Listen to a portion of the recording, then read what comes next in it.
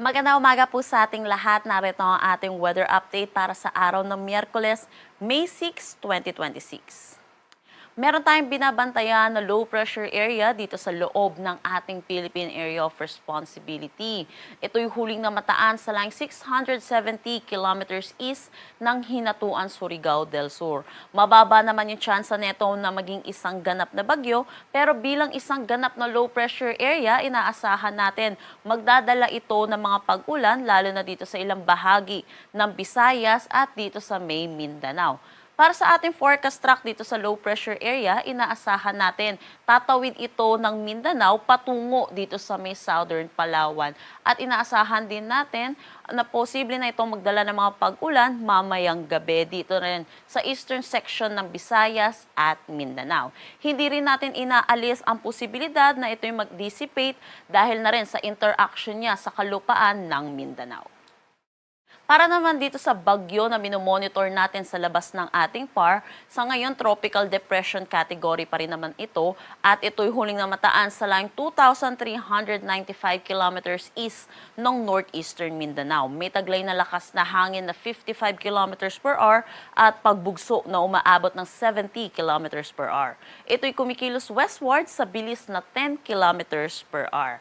Para sa ating forecast track, posible itong pumasok ng ating Philippine Area of Responsibility between Friday evening or Sabado. Posible din ito'y pumasok ng ating PAR bilang isang ganap na tropical storm category or mas mataas pa. Pagpasok niya na ating PAR, ito'y papangalanan nating Kaloy, pangatlong bagyo po natin para sa taon ng 2026.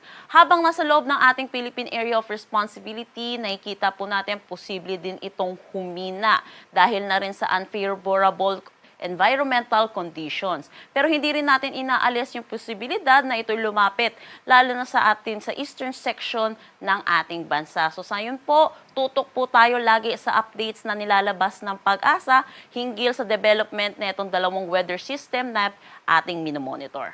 Itong low pressure area at bagyo, wala pa itong direktang epekto sa anumang parte ng ating bansa at patuloy pa rin ang pag-iral ng easterlies or yung mainit at malinsangan na hangin na nanggagaling sa dagat Pasipiko dito sa ating buong bansa.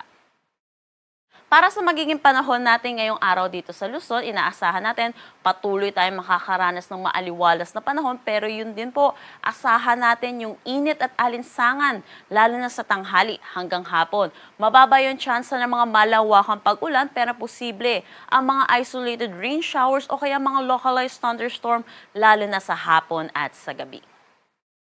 Agwat ng temperatura para sa Metro Manila, 25 to 33 degrees Celsius. Lawag, 25 to 33 degrees Celsius. For Tuguegarao, 25 to 35 degrees Celsius. Baguio, 17 to 25 degrees Celsius. Tagaytay, 22 to 33 degrees Celsius. At Legazpi, 26 to 31 degrees Celsius.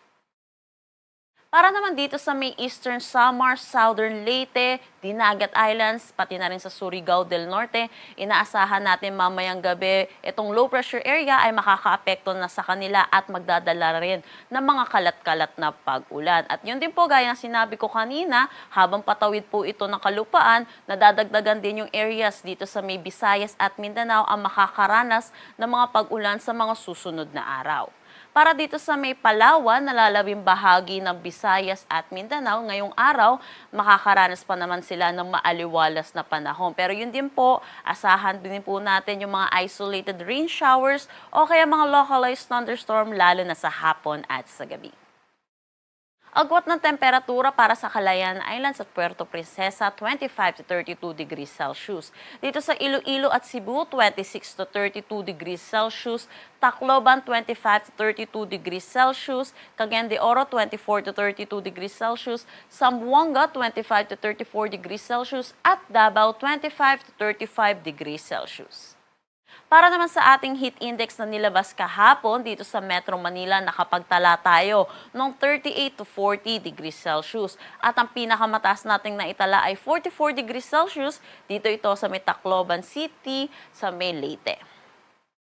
Para naman sa ngayong araw, inaasahan natin sa Metro Manila 39 to 41 degrees Celsius at ang pinakamataas pa rin nating inaasahan na heat index po ay dito pa rin sa Tacloban City with 45 degrees Celsius. Yun po, kahit po meron tayong mga weather system na makakaapekto sa ating bansa, inaasahan pa rin po natin ngayong araw makakaranas pa rin po tayo ng mainit at maalinsangan na panahon. Pinapaalalahanan po natin yung mga kababayan po natin na mag-ingat po, dala po na itong init ng panahon dahil yung exposure po natin sa init ay may risk po sa ating kalusugan. Iwasan po natin lumabas ng tanghali hanggang hapon, pero kung hindi po natin maiiwasan ay magsuot po tayo ng maninipis na damit, magdala tayo ng pananggalang sa init at uminom po tayo ng maraming tubig.